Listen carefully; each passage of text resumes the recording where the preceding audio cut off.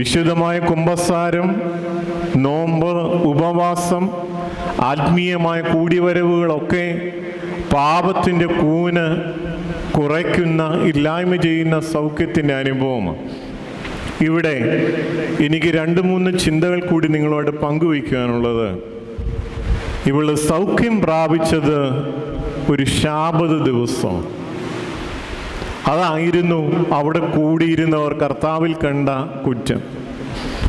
Shabbat എന്ന് പറഞ്ഞാൽ പഴയ നിയമ പശ്ചാത്തലത്തിൽ കർത്താവിൻ്റെ കാലഘട്ടത്തിലും ഏത് ദിവസമായിരുന്നു എന്നുള്ളത് നിങ്ങൾക്കറിയാം. ഏത് ദിവസമായി ശാബത്?